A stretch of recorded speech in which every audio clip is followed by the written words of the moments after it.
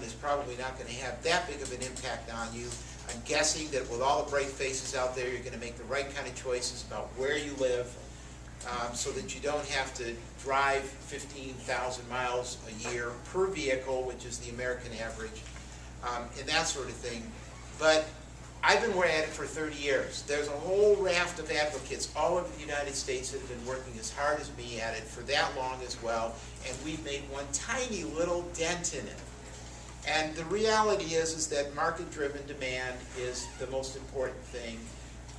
We began to see a shift in the market when gasoline was at $4 or $5 a gallon, and that's the most critical piece of the equation. But by the same token, I have been seeing lots and lots of progress. Public Works Department's becoming more flexible, a lot of collaboration.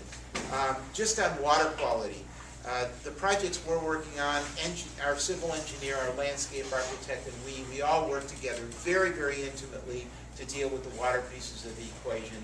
The level of expertise in the design industry is growing rapidly, and the tools that we have to do it is growing rapidly. Since there's a bunch of us that started working on this 30 plus years ago, there's now a lot of knowledge about what needs to be done. So a lot of what needs to be done is already known, and we can do it kind of second nature and just build it into what we do. So there's a lot of barriers that still have to overcome. I hope you're all going to come out of school and come out there punching and working hard and beating at the system like you need to. And my rule of thumb is do a little bit every day. Do the best you can every day. Don't try to conquer the world every day, but get out there and do the best with what you've got to work at every day. And you know what? You'll be taking care of your responsibility, because that's all we can do.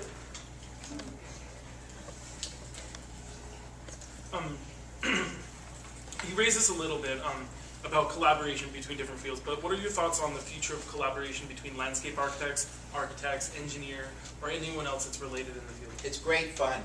And landscape architects are smack dab in the middle of it, because you're the guys that on the site issues in particular, you're the bridge between the technology and the aesthetics. And I get very irritated with landscape architects that don't understand that the second word in their title is architect.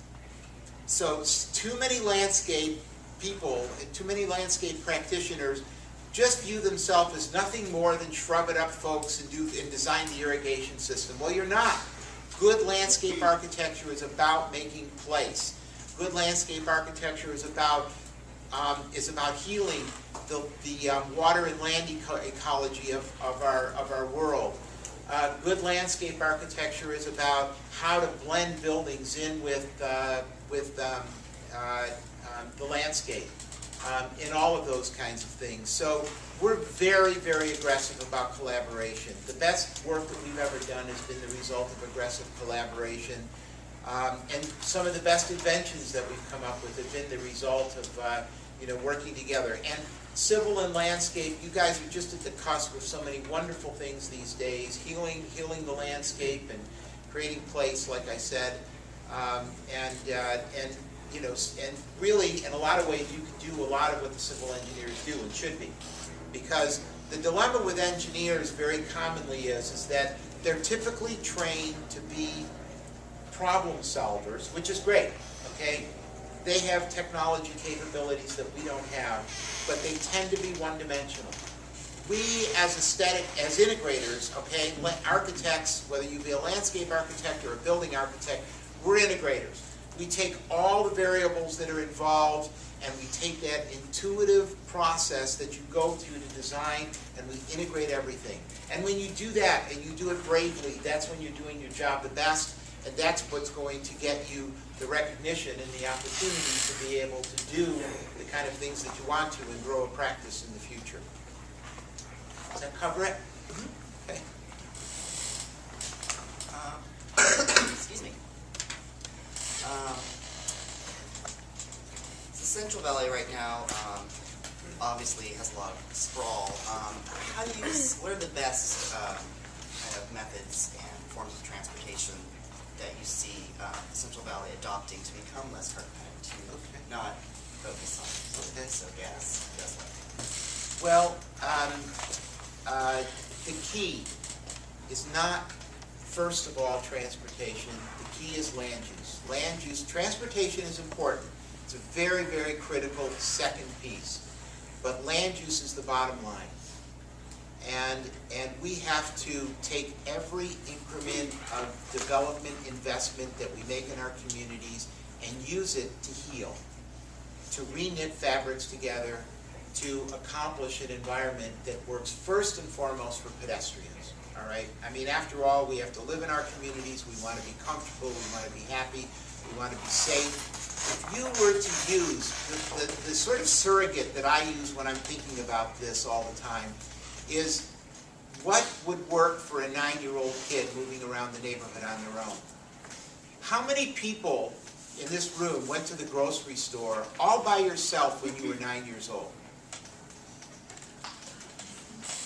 Okay. Okay, now I want to ask the over 50s. How many of you went to the grocery store on your own when you were 9 years old? Right? Okay?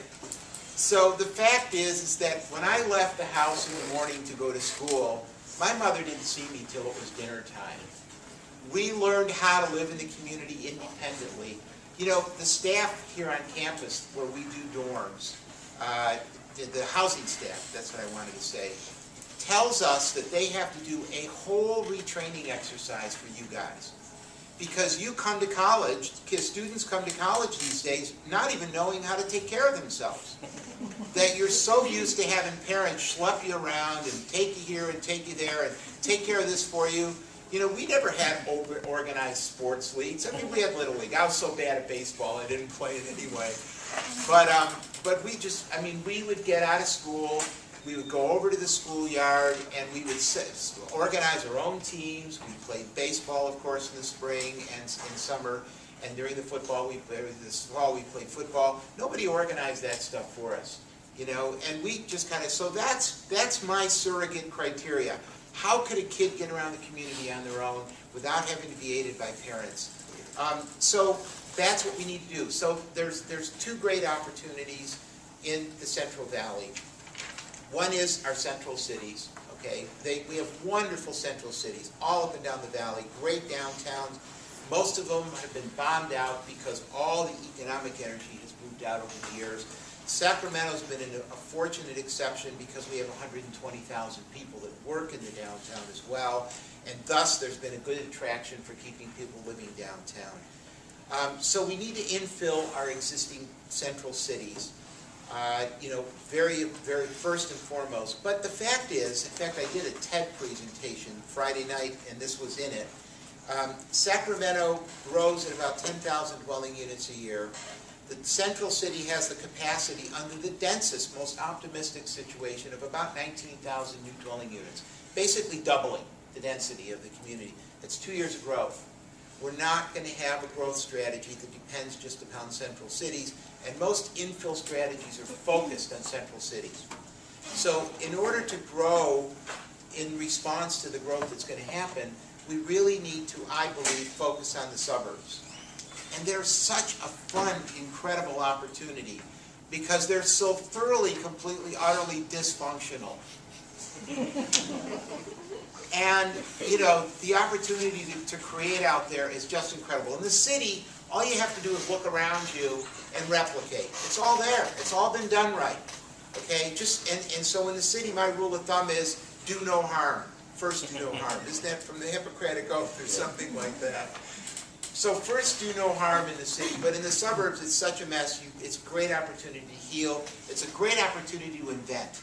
You have this 1950s, 1960s style fabric that doesn't work, and you have all of these, and I'm not a real new urbanist kind of fan. I mean, new urbanist is, in my opinion, handcuffs in a lot of ways. So you have this great environment to create a whole new paradigm for America. And that's where I'm having the most fun working, is out in those suburbs, because it's such a clean palette, but you've also got a context. So what happens? You build in all those places, you build on the arterials. You don't go into single-family, low-density neighborhoods and build. The arterials have thousands, in Sacramento, literally tens of thousands of acres of underutilized land, parking lots, underutilized industrial areas that you know, you can infill high density. and the like. So you go into those places and you put them in places on the arterials where there may already be a